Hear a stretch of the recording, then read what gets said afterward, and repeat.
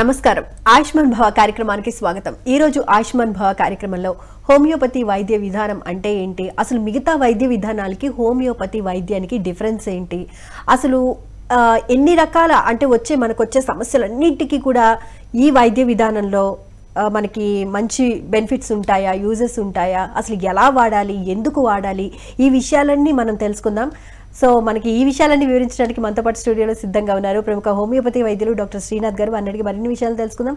అదేవిధంగా మీకున్న డౌట్స్ అన్ని క్లారిఫై చేయడానికి స్క్రీన్ మీద స్క్రోల్ అవుతున్న నెంబర్కి కాల్ చేసి డాక్టర్ గారితో మాట్లాడి క్లారిఫై చేసుకోగలరు. డాక్టర్ గారు నమస్కారం అండి. ఆయుష్మాన్ భవ కార్యక్రమానికి స్వాగతం. ఈరోజు చాలా మంచి టాపిక్ ఎంచుకున్నాము. అంటే హోమియో వైద్య విధానం గురించి చాలామంది చాలా రకాలుగా చెప్తారు.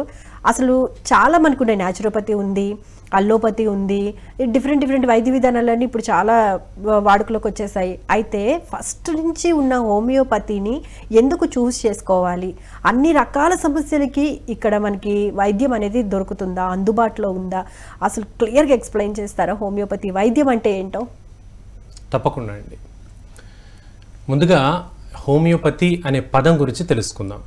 హోమియో అంటే సిమిలర్, పాథోస్ అనే పదానికి అర్థం సఫరింగ్ అని అర్థం. సో సిమిలర్ సఫరింగ్ నుంచి తయారు చేసినటువంటి మందులను హోమియోపతి మందులు అని అంటాము.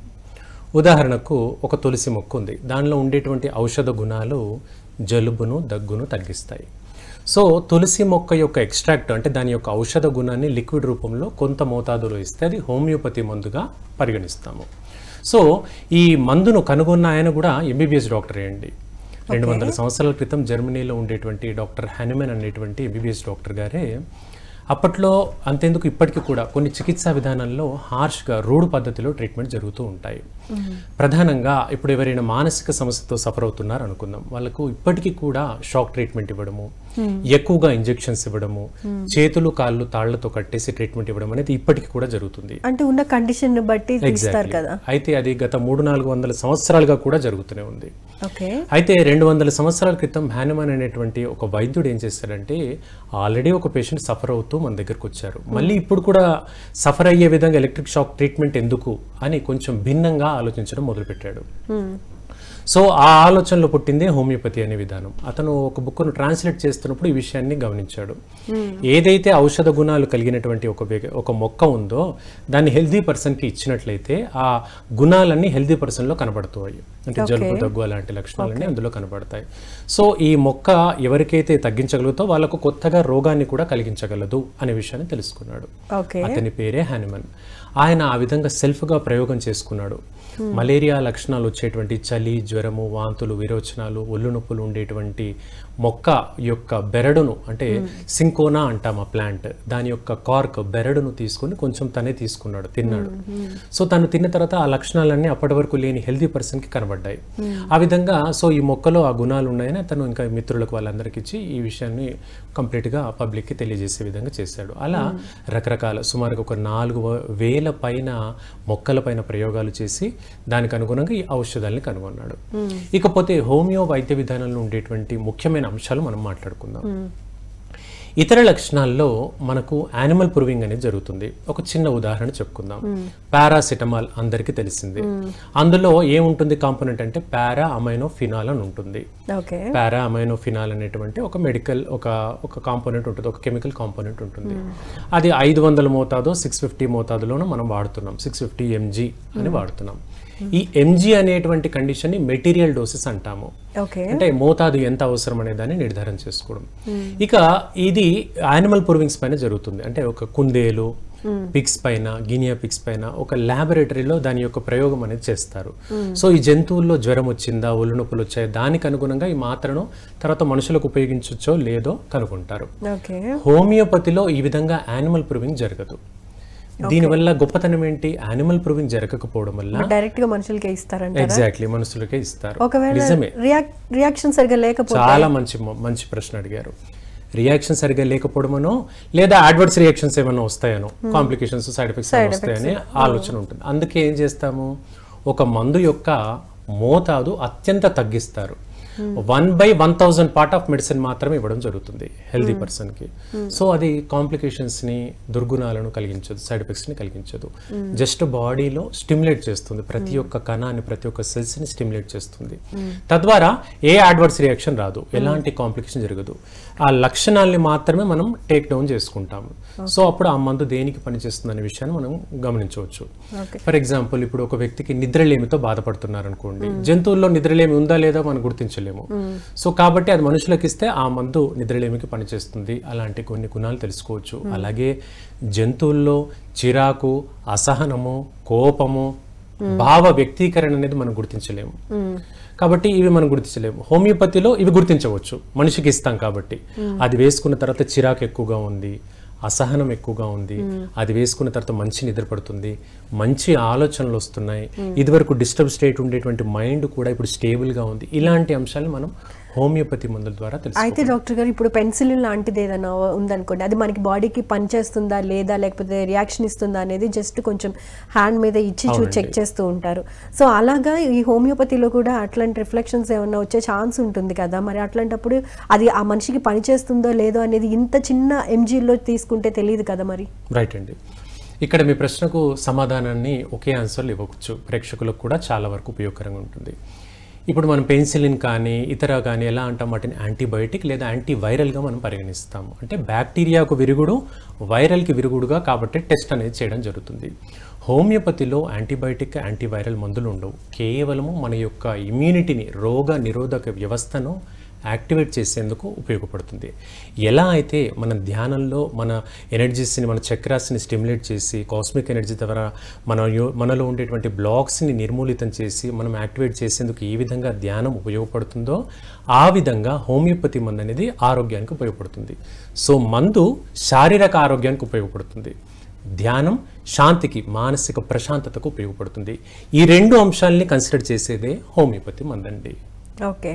మామూలుగా చూస్తే కనుక ఇప్పుడు ఆయుర్వేదంలో కానివ్వండి, లేకపోతే అల్లోపతి తీసుకుందాం. అల్లోపతిలో కొన్ని రకాల మీరు అన్నట్టు చెట్టుకి సంబంధించినవో లేకపోతే యానిమల్స్కి సంబంధించినవో, ఇప్పుడు ఒమేగా 3 కావాలంటే కనుక ఏదో ఒక ఫిష్ నుంచి సంథింగ్ ఇట్లాంటివి యాడ్ చేస్తూ ఉంటారు, అవి మనకు తెలిసింది. మరి హోమియోపతిలో, మెడిసిన్లో ఏమి యాడ్ చేస్తారు? తప్పకుండా. సో దీనికి సుమారుగా 5-6 రకాల సోర్సెస్ నుంచి మెడిసిన్ అనేది కలెక్ట్ చేయడం జరుగుతుంది. ముఖ్యంగా అందులో సుమారుగా 80 నుండి 90% కూడా మొక్కల నుంచే తీసుకుంటామండి, ప్లాంట్స్ నుంచే తీసుకోవడం జరుగుతుంది. ఒక ఉదాహరణకు, ఇప్పుడు ఒక వ్యక్తికి ఆస్తమా ఉందనుకుందాం. ఆ ఆస్తమాకు సంబంధించినటువంటి ఔషధ గుణాలు కలిగినటువంటి మొక్క మన దగ్గర పెరగదు. హిమాలయాల్లో అత్యంత చల్లటి ప్రదేశాల్లో పెరుగుతుంది. ఆ మొక్క పేరు రోడోడెండ్రాన్ అంటాము. సో ఈ మొక్క యొక్క ఎక్స్ట్రాక్ట్, అది కూడా అది వికసించే సమయం, తెల్లవారుజామున వికసించే సమయంలో మాత్రమే ఆ మొక్క యొక్క పూలను తీసుకోవడం జరుగుతుంది, కలెక్ట్ చేయడం జరుగుతుంది. ఆ తర్వాత దాన్ని ఒక రిఫైన్డ్ పద్ధతిలో, దాన్ని పొటెంటైజేషన్ అంటాము. ఆ పద్ధతి ద్వారా అందులో ఉండేటువంటి మలినాల్ని తొలగించి దాని యొక్క ప్యూర్ ఫార్మ్ ఆఫ్ మెడిసిన్ని మనం కలెక్ట్ చేయడం జరుగుతుంది. అలాంటి ప్యూర్ ఫార్మ్ ఆఫ్ మెడిసిన్ని పేషెంట్కి ఇచ్చినప్పుడు ఎలాంటి సైడ్ ఎఫెక్ట్స్ ఉండవు. తద్వారా ఇమ్యూనిటీ బూస్టప్ అవుతుంది. అందుకే మనం వింటుంటాం, హోమియోపతి మందులు వాడగానే వెంటనే గుణం కనపడలేదండి అని చాలా మంది అంటారు. వేసుకోగానే గుణం కనపడలేదు అంటే మందు సెలెక్షన్లో కొంచెం తగ్గడమా లేదా మోతాదు తగ్గడమో జరుగుతుంది తప్పించి చాలా వరకు మందులు కేవలము 15 నిమిషాల నుంచి అరగంటలో ఇంప్రూవ్మెంట్ చూపించవచ్చు. సాధారణ జలుబుకు, దగ్గుకు కూడా మన యాంటీబయాటిక్స్ అంటూ ఇతర మాత్రలు కూడా వాడాల్సిన అవసరం లేదు. హోమియోపతి మందులు వాడితే అరగంటలో నేను ఇంప్రూవ్మెంట్ చూపించగలుగుతా. జలుబు, దగ్గు లాంటి అత్యంత కామన్ కండిషన్స్ని కూడా అరగంటలో ఇంప్రూవ్మెంట్ చూపించవచ్చు. ఇకపోతే ఇది మనం నిర్ధారించుకోవాలి, ఏది సర్జరీ లాంటిది అవసరం అనుకోండి, అప్పుడు సర్జరీకి వెళ్ళాలి. మ్యాక్సిమం సర్జరీ లేని 90% కేసులన్నీ కూడా హోమియోపతితో తగ్గుతాయి. సైడ్ ఎఫెక్ట్స్ లేకుండా, కాంప్లికేషన్స్ లేకుండా, ఎలాంటి ఇబ్బంది లేకుండా తగ్గుతాయి. ఓకే, కాలర్ లైన్లో ఉన్నారు, కాలర్తో మాట్లాడదామండి. హలో హలో హలో నమస్తే అండి, మీ పేరు ఎక్కడి నుంచి మాట్లాడుతున్నారు? నా పేరు జగదీష్ అండి. జగదీష్ గారు హైదరాబాద్ నుంచి మాట్లాడుతున్నాను. ఓకే అండి, ప్రాబ్లం ఏంటో డాక్టర్ గారికి చెప్పండి, మాట్లాడండి, డాక్టర్ గారు వింటున్నారు. నమస్తే సార్. నమస్కారం అండి జగదీష్ గారు. సార్, నేను హోమియోపతి మందులు వాడుతున్నాను, ఇంగ్లీష్ మెడిసిన్స్ వాడుతున్నాను, హోమియోపతి మందులు డిప్రెషన్ వాడుతున్నాను అనమాట. రైట్ అండి. అవి టిఫిన్ చేసిన వెంటనే వేసుకోవచ్చా హోమియోపతి మందులు? తప్పకుండా చెప్తాను. ఇంకేం డౌట్ ఉందా? అది కాకుండా ఇంకా పర్లేదు, డిప్రెషన్ ఉంటాయా మెడిసిన్స్ ఏమైనా? అలా కాదండి, మీరు టిఫిన్ చేశాక వేసుకోవచ్చు అన్నారు, దానికి ఆన్సర్ ఇస్తాను. ఇంకేమైనా తెలుసుకోవాలనుకుంటున్నారా? అంతేనా? రైట్ అంతే. అండి, రైట్, తప్పకుండా దాని గురించి చెప్తాను, కాల్ డిస్కనెక్ట్ చేసి వినండి. సో అంటే కొన్ని రకాల మందులు, హోమియోపతి మందులు ఔషధ గుణాలు కలిగి ఉండేటువంటి మందులను ఫుడ్ తీసుకున్న తర్వాత ఒక 10-15 నిమిషాలు గ్యాప్ ఇచ్చి వాడండి. ఎందుకంటే మనం తీసుకునేటువంటి ఆహారంలో అల్లం, వెల్లుల్లి ఇలాంటివి ఏవైనా ఉన్నట్లయితే వాటి యొక్క ఘాటు, ఆ గాఢత మూలంగా మందు యొక్క ప్రభావం సరిగ్గా పనిచేయదు. అందుకని ఫుడ్ తీసుకున్న తర్వాత ఒక 15 నిమిషాల పాటు నోరు పుకిలించి ఉమ్మేసిన తర్వాత 15 నిమిషాలు అయిన తర్వాత మందులు వేసుకోండి. తద్వారా మందు పనితనం బాగుంటుంది, తొందరగా యాక్టివేట్ అయ్యి తొందరగా బెటర్ అయ్యేందుకు హెల్ప్ఫుల్గా ఉంటుంది.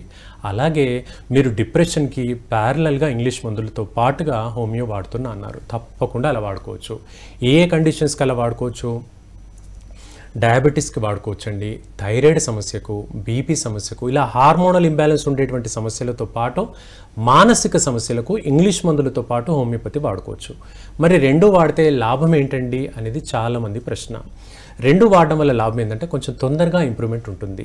అలాగే ఇంగ్లీష్ మందు ఫర్ ఎగ్జాంపుల్ మీరు 500 mg వాడుతున్నారనుకోండి, హోమియో సపోర్ట్ తీసుకోవడం వల్ల చిన్నగా ఈ 500 మోతాదును 250 చేయొచ్చు, చిన్నగా 100 mg చేయొచ్చు, చిన్నగా దీన్ని మానేయొచ్చు. ఆ విధంగా ఇతర మందులు మనం తగ్గించేటువంటి అవకాశం హోమియోపతి మందులు సపోర్టివ్గా తీసుకోవడం వల్ల జరుగుతుంది.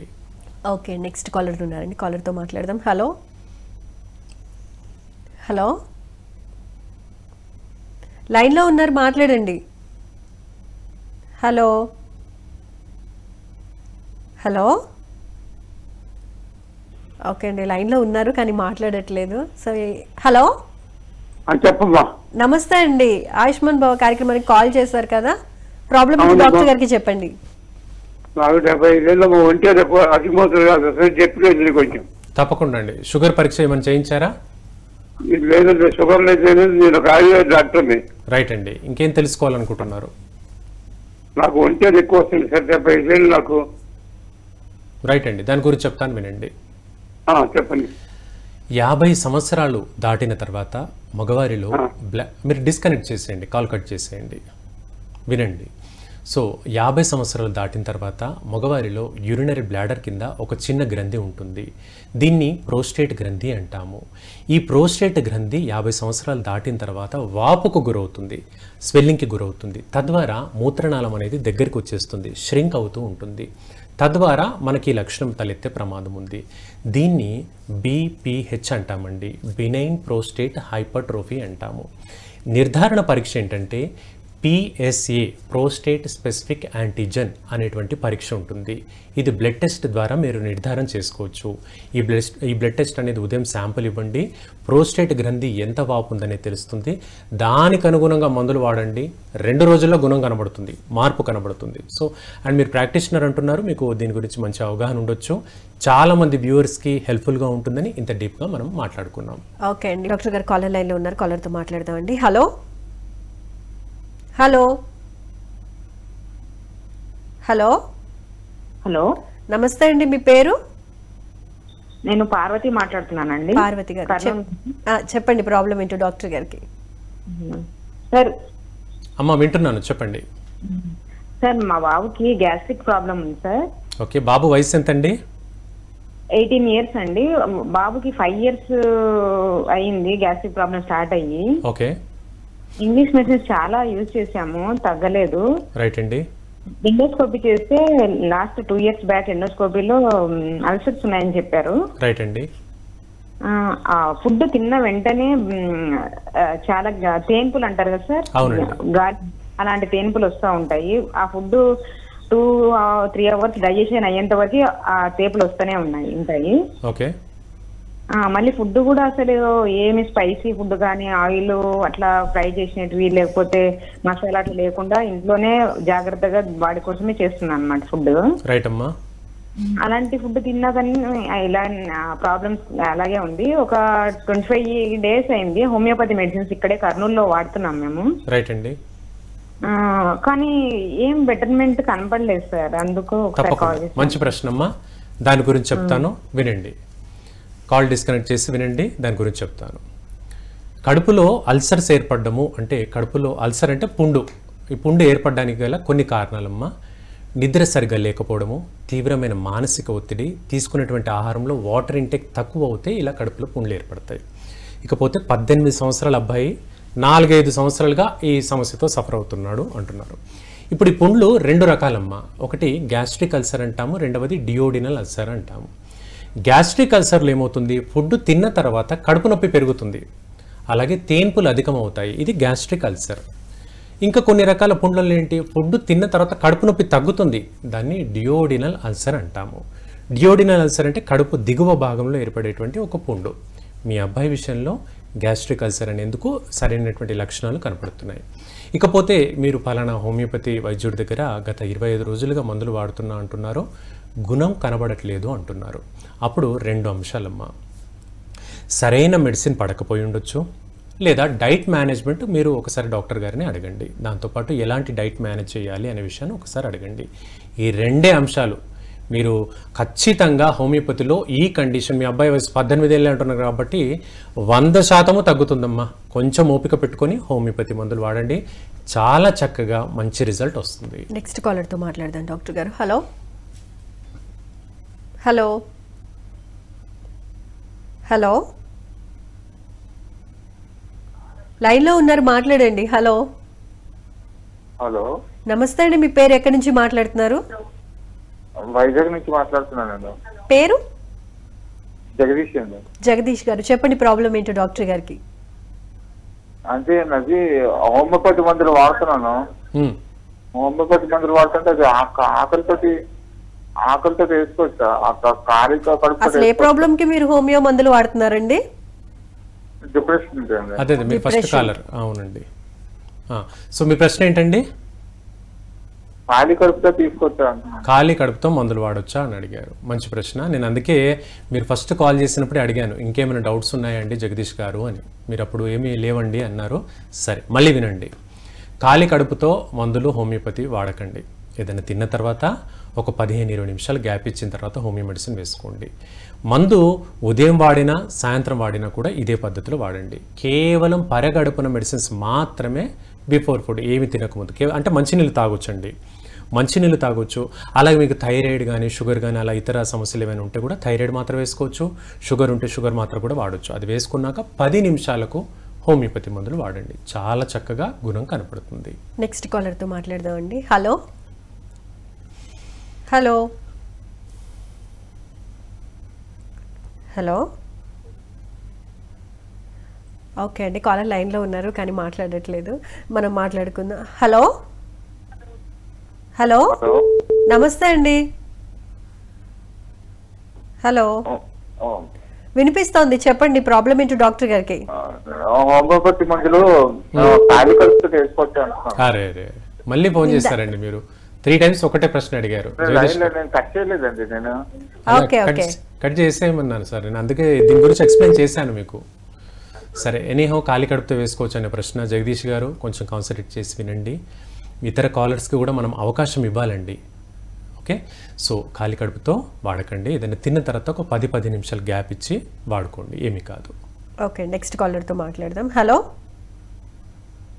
హలో హలో, కాల్స్ వస్తున్నాయి కానీ సమ్ డిస్టర్బెన్స్ ఏదో నడుస్తున్నట్టుంది.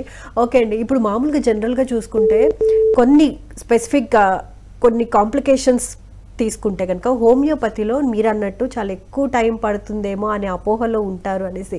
ఇప్పుడు దగ్గు జలుబు ఇలాంటివి అంటే కాలర్తో మాట్లాడిన తర్వాత డిస్కస్ చేద్దాం. డాక్టర్ గారు హలో. Hello madam. నమస్తే అండి, మీ పేరు ఎక్కడి నుంచి మాట్లాడుతున్నారు? విజయనగరం నుంచి మాట్లాడుతున్నాను మేడం, నా పేరు గీత. ఓకే అండి, ప్రాబ్లం ఏంటో చెప్పండి డాక్టర్ గారు, కొంచెం గట్టిగా మాట్లాడరా? సరే సార్, మేము హోమియో మందులు గత 5-6 నెలల నుంచి వాడుతున్నాం సార్. ఓకే. అంటే సయాటిక కుడికాలు మక్కలో నుంచి ముడుకు వరకు బట్టల వేని వరకు వస్తుంటది. రైట్ అమ్మా. దాని గురించి మందులు వాడుతున్నా కానీ ఏమీ అనిపించట్లేదు. రెస్ట్ లో ఉంటే తగ్గుతుంది, లేకపోతే మళ్ళీ మామూలుగా కంటిన్యూ నొప్పి వస్తూనే ఉంటుంది, కాలు లాగినట్లు. బరువు ఎంత ఉంటారమ్మా? బరువు 38-39 ఉంటుంది. నడుము నొప్పి ఏమైనా ఉందా? నడుము నొప్పి ఉందండి. రైట్, ఇంకేమైనా అడగదలుచుకున్నావా? ఇంకేట్లేదండి. ఇక రైట్ సైడ్ చెయ్యి కూడా మెడ కూడా నొప్పి వస్తుంటది. మొన్న ఎంఆర్ స్కాన్ తీస్తే నరము కొంచెం పట్టిందమ్మా అన్నారు. రైట్ సైడ్ చెయ్యి కాలు కూడా లాగుతుంటది. దానికి మందులు వాడుతున్నాను, అలాగని పూర్తి తగ్గినట్టు లేదు తగ్గనట్టు లేదు, మామూలుగా ఉంటాను. ఏం పని చేస్తావమ్మా? ఇంట్లోనే ఉంటానండి, ఏం పని చేయను. రైట్ అమ్మా, దాని గురించి చెప్తాను విను. కాల్ కట్ చేసేసి వినమ్మా. సో మెడ భాగంలో నొప్పి గురించి చెప్పావు, అలాగే సయాటికా గురించి చెప్పావు. ముందుగా నీ కాల్ ఓపెనింగ్ సయాటికా కంప్లైంట్ గురించి చెప్పావమ్మా. నడుము భాగంలో తుంటి భాగంలో అక్కడ నొప్పి ఏర్పడడం మొదలయ్యి అక్కడి నుంచి తొడ వెనక భాగము పిక్కలు పాదం వరకు ఏర్పడితే ఈ నొప్పిని సయాటికా నొప్పి అంటాము. ఈ కండిషన్కి 15 రోజుల వ్యవధి నుంచి 1 నెల రోజుల పాటు హోమియోపతి మందులు వాడితే చాలా చక్కని రిజల్ట్ వస్తుంది. అయితే నీ విషయంలో 5-6 నెలలుగా కనబడట్లేదు, ఇబ్బంది అలాగే ఉంది అంటున్నావు అంటే అర్థం ఏంటంటే బ్యాక్ పెయిన్ వల్ల అవుతుందమ్మా. నడుము భాగంలో L4, L5, S1 అనేటువంటి ఎముకల మధ్యన డిస్క్ ప్రాబ్లం అధికంగా ఉన్నప్పుడు ఈ సయాటికా నొప్పి అనేది మొండిగా ఉంటుంది. అందువల్ల నీకు ఈ ప్రాబ్లం ఎక్కువగా ఉంది. సో దీనికి హోమియో వాడుకో. అండ్ డాక్టర్ గారిని హోమియో డాక్టర్ గారిని కలిసినప్పుడు ఈ సయాటికాకు సంబంధించి అలాగే నువ్వు చేయించినటువంటి ఎంఆర్ఐ రిపోర్ట్లు ఒకసారి డాక్టర్ గారు చూపించమ్మా. మెడ నొప్పికి అలాగే నడుము నొప్పి సయాటికా నొప్పికి చాలా మంచి మందులు ఉన్నాయి. లేదు అంటే ఇప్పుడే నువ్వు హైదరాబాద్ రాగలిగితే మన కేంద్రంలో కూడా దీనికి మంచి మెడిసిన్స్ ఇవ్వబడతాయి. అండ్ ఇక నువ్వు వేరే మందులు ఏమి వాడకమ్మా, దీంతో మంచి రిజల్ట్ ఉంటుంది. నీకు 15 రోజుల్లో ఇంప్రూవ్మెంట్ కలిగే విధంగా మనం హోమియోపతి మందులు చేయొచ్చమ్మా. నెక్స్ట్ కాలర్తో మాట్లాడదాం డాక్టర్ గారు. హలో హలో, టీవీ వాల్యూమ్ మ్యూట్లో పెట్టి డాక్టర్ గారితో మాట్లాడండి. మీ ప్రాబ్లం ఏంటో చెప్పండి డాక్టర్ గారికి. హలో నమస్తే అండి, చెప్పండి ప్రాబ్లం ఏంటో డాక్టర్ గారికి. మా మదర్ గురించి చెప్పాలండి. మా మదర్ కి బ్రెస్ట్ క్యాన్సర్ అన్నమాట. ఓకే అండి. బ్రెస్ట్ క్యాన్సర్ లాస్ట్ 6 months నుంచి కీమో అవుతుందండి. రైట్ అండి. తర్వాత ఫిబ్రవరి వరకు కీమో అయింది, తర్వాత స్టాప్ చేస్తాం, చాలా వీక్ అయిపోయారు. రైట్ అండి. తర్వాత ఇమ్యూనోథెరపీ కూడా లేదు, టెస్ట్ వాళ్ళకి చేస్తాను, ఇమ్యూనోథెరపీ సూట్ అవ్వదని చెప్పారు. రైట్ అండి. ప్రస్తుతానికి ఆయుర్వేదిక్ మెడిసిన్స్ వాడుతున్నామండి. ఓకే. ఇంకా వేరే ప్రాబ్లం దాని ద్వారా ఇప్పుడు రైట్ లెగ్ రైట్ హ్యాండ్ కూడా వాచింది, లింఫెడిమా అంటారు కదా, లింఫ్. అవునండి. అది కూడా ఉందండి. ఇప్పుడు చాలా పెయిన్ఫుల్ గా ఉందండి, చెయ్యి కాలు కదలలేకపోతుంది, చెయ్యి అయితే చాలా పెయిన్ గా ఉంది. ఇప్పుడు బ్రెస్ట్ పెయిన్ ప్లస్ అది కూడా చాలా ఉంది. ఏమైనా హోమియోపతిలో ఉన్న మెడిసిన్స్ ఉన్నాయా? తప్పకుండా అండి, చాలామంది కాలర్స్కి కూడా ఉపయోగపడేటువంటి ప్రశ్న అండి ఇది. ముందుగా ఒక ట్యూమర్ కణితి అంటే ఏంటో ఒక 2 మాటలు తెలుసుకుందాం. మీ మదర్కి బ్రెస్ట్ రిలేటెడ్గా క్యాన్సర్ అనే విషయాన్ని ట్యూమర్లా గుర్తించాం. ఒక కణజాలం అబ్నార్మల్గా పర్పస్లెస్గా proliferation of cells with uncoordinated mass of tissue ఉంటుంది. అలా ఉంటే దీన్ని ట్యూమర్ అని అంటాం. అంటే అబ్నార్మల్గా అవసరం లేకుండా కణజాలం ఎక్కువగా పెరిగిపోవడం, 5-10 ఉండాల్సిన చోట 1000 రెట్లు పెరిగిపోవడం, ఇలా కణాలు పెరిగిపోతుంటే అది ఒక కణితిలాగా ముద్దలాగా మారుతుంది.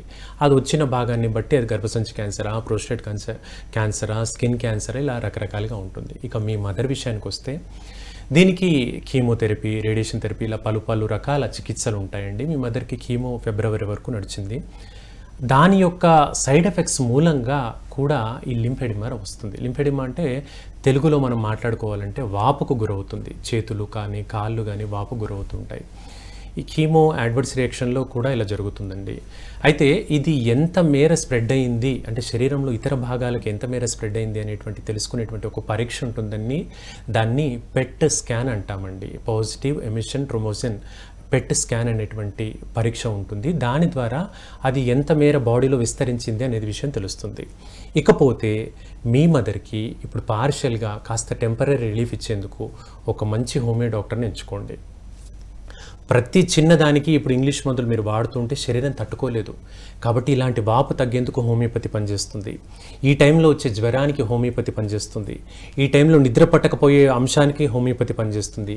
ఈ టైంలో ఆకలి మందగించిన గుణానికి బెటర్ కావడానికి హోమియోపతి పనిచేస్తుంది. ఈ టైంలో తలనొప్పి వస్తుంది, ఆ తలనొప్పి తగ్గించేందుకు హోమియోపతి పనిచేస్తుంది. ఇలా ఇంగ్లీష్ మందుల్లో ప్రతి చిన్న అంశానికి ఎక్కువ మందులు వాడలేదు. కాబట్టి ఒక మంచి హోమియో డాక్టర్ గారిని ఎంచుకోండి. లేదు నన్ను అప్రోచ్ అయినా పర్వాలేదు. రెగ్యులర్గా ఒక ప్రోటోకాల్ పద్ధతిగా మీరు వాడుతూ ఉండండి. మందులు కొంచెం గుణ కనబడుతుంది. ఎక్కువ మందులు వాడకుండా తన లైఫ్ స్పాన్ని కొంచెం మేర పొడిగించవచ్చు. అలాగే అడ్వర్స్ రియాక్షన్స్ లేకుండా కూడా కాపాడవచ్చండి. ఓకే, నెక్స్ట్ కాలర్తో మాట్లాడదాం. హలో హలో హలో హలో, నమస్తే అండి, మీ పేరు ఎక్కడి నుంచి మాట్లాడుతున్నారు? నమస్తే మేడం, నా పేరు లక్ష్మీరెడ్డి. ఓకే అండి, చెప్పండి. ప్రకాశం జిల్లా మేడం. ఓకే అండి, ప్రాబ్లం ఏంటో డాక్టర్ గారికి చెప్పండి సార్. Okay madam. రెడ్డి గారు చెప్పండి, మీ ప్రాబ్లం చెప్పండి. సార్ నాకు 4 years అయింది సార్, పెరాలసిస్ అటాక్ అయ్యి. ఓకే, బ్రెయిన్ సర్జరీ కూడా జరిగింది సార్. రైట్ అండి. ఎడమ చెయ్యి పైకి లేయటం లేదు. ఓకే, మనిషెట్టి ఏలబడిపోతుంది. రైట్ అండి. ఏళ్ళు యాక్షన్ లేదు సార్. రైట్ అండి. ఏం పట్టుకోలేదు, సాపదు, ముడుచుకోలేదు ఏళ్ళు. ఓకే, అది సార్ ప్రాబ్లం. రైట్ అండి. రెడ్డి గారు దాని గురించి చెప్తాను, కాల్ డిస్కనెక్ట్ చేయండి, వినండి. సో మీకు 4 సంవత్సరాల క్రితం ఏర్పడినటువంటి లక్షణం పక్షవాతం. దాన్ని హెమిప్లీజియా అంటాము. అంటే ఒక పక్క మాత్రమే పాక్షికంగా పారాలసిస్ వస్తే దాన్ని హెమిప్లీజియా అంటాము. 4 భాగాల్లో 2 కాళ్ళు 2 చేతులకు వస్తే పారాప్లీజియా, క్వాడ్రిప్లీజియా అనేటువంటి పదాలు వాడతారు. అయితే ఏ పక్షవాతం అన్నా గుర్తుపెట్టుకోండి, మనకు 3 నుండి 6 నెలల లోపు రికవరీ అయిందా మంచి రికవరీ అని అర్థం. 6 నెలలు దాటిందా అది మొండిగా మారింది అని అర్థం. ఇది గుర్తుపెట్టుకోండి. మీ విషయంలో 4 సంవత్సరాలు అయింది కాబట్టి ఇది మొండి సమస్యగా పరిగణించవచ్చు. ఇంకొక మాట అన్నారు మీరు, చెయ్యి వేలాడపడుతుంది అనే మాట అన్నారు మీరు. ఏమవుతుందంటే ఆ బరువు అంతా కూడా ఈ షోల్డర్ జాయింట్ నుంచి పక్కకు జరిగిపోతుందండి. డిస్లొకేషన్ అంటాము. ఇలా పక్కకు జారిపోయినప్పుడు దానిలో పటుత్వం శక్తి లేదు కాబట్టి అది నొప్పి పడుతూ ఉంటుంది. దీనికి అందుకే ఒక స్టిఫెనింగ్ బెల్ట్ ఇస్తారు డాక్టర్ గారు. మీరు గతంలో వాడారో లేదో తెలియదు, ఒక స్టిఫ్గా ఒక సపోర్ట్ లాగా ఉంటుంది అనమాట, ఒక బెల్ట్ లాంటిది ఇస్తారు. అది వాడుకుంటూ ఫిజియోథెరపీ ఎక్సర్సైజ్ చేసుకుంటూ హోమియోపతి మందులు వాడితే కొంచెం బెటర్ అవుతుంది. మీకు ప్రయత్నించండి. ఓకే, డాక్టర్ గారు కాలర్ ఉన్నారండి, కాలర్తో మాట్లాడదాం. హలో హలో, నమస్తే అండి, మీ పేరు ఎక్కడి నుంచి మాట్లాడుతున్నారు? బయారం అండి. ఓకే, మీ పేరు చెప్పండి. సరోజిని గారు, చెప్పండి ప్రాబ్లం ఏంటో డాక్టర్ గారికి. కన్నుకు కొంచెం ఫంగల్ ఇన్ఫెక్షన్ అన్నారంటే అల్సర్ అంట. అల్సర్ అంట. ఏం అల్సర్ అమ్మా? కార్నియా అల్సర్ అంట. Cornea ulcer. క్లియర్ అమ్మా, చెప్పమ్మా, ఏం తెలుసుకోవాలనుకుంటున్నావు? అంటే 2 నెలలు అవుతుంది ఏవచ్చా. ఓకే, అయితే అది హోమియోపతిలో తగ్గుతుందా అండి? తొందరగా తగ్గట్లేదు, 2 నెలలు అవుతుంది. ఇప్పుడు కంటి డాక్టర్ అమ్మా, ఒక ప్రశ్న అమ్మా, కంటి డాక్టర్ని కలిశారు, పరీక్షలు చేయించారు, మందులు వాడారు, అంతేనా? వాడుతూనే ఉన్నాం సార్, ఇంకా 2 రోజులకు ఒకసారి 3 రోజులకు ఒకసారి వెళ్ళి ఇంజక్షన్లు చేయిస్తూనే ఉన్నాం. మంచి ప్రశ్న. ఇప్పుడు ఆ ప్రాబ్లం ఉన్న వ్యక్తికి బీపీ, షుగర్ అలా ఏమైనా ఇబ్బందులు ఉన్నాయా? అటువంటి లేదు సార్. సరే, ఇంకేమైనా అడగదలుచుకున్నామమ్మా? నేను చెప్తాను దాని గురించి నీట్గా. బాబు కూడా medical student, 4th year. Very nice, very nice అమ్మా. తప్పకుండా ఈ 2 విషయాలు క్లారిటీ చేస్తాను, వినండి. సో సమయం చాలా తక్కువగా ఉంది, చాలా బ్రీఫ్గా ఈ విషయాలు చెప్తానమ్మా, వినండి. కార్నియా, కంటికి సంబంధించినటువంటి నల్లటి గుడ్డు పైన ఏర్పడేటువంటి పుండు, అల్సర్ అంటాం దాన్ని. ఈ కార్నియల్ అల్సర్ అనేది చాలా రేర్గా వస్తుంది. ఎవరికి ఎక్కువగా వస్తుందంటే ఇప్పుడు ఇన్ఫ్రారెడ్ రేడియేషన్కి దగ్గరగా ఉండేటువంటి వ్యక్తులు, అల్ట్రావైలెట్ రేడియేషన్కి దగ్గరగా ఉండేటువంటి వ్యక్తులు, ఎక్స్రే టెక్నీషియన్ ఆ ఎక్స్రేలకు ఎక్కువగా ఎక్స్పోజ్ అయ్యేటువంటి వ్యక్తులు, వేడి వాతావరణంలో పనిచేసేటువంటి వ్యక్తులకు ఈ ప్రాబ్లం ఎక్కువగా వస్తుందమ్మా. మరి మీరు చెప్పిన వ్యక్తికి ఏ విధంగా వచ్చిందనేది కారణం తెలియకపోయినప్పటికీ హోమియోపతిలో దీనికి మంచి సొల్యూషన్ ఉంది. మీరు కంటి డాక్టర్ని కలుస్తున్నారు, ఇంజెక్షన్స్ కూడా వాడుతున్నారు, తగ్గట్లేదు అంటున్నారు. సపోర్టివ్గా హోమియోపతి మందులు వాడండి, చాలా చక్కగా తగ్గుతుంది. ఇక నీ 2వ ప్రశ్నమ్మా, సోరియాసిస్ మీ అబ్బాయికి ఉందంటున్నావు. సోరియాసిస్కి అద్భుతమైన పరిష్కార మార్గాలు ఉంటాయి. ఎలాంటి ఆయింట్మెంట్లు కానీ, లోషన్స్ కానీ, క్రీములు కానీ ఏది అక్కర్లేదు.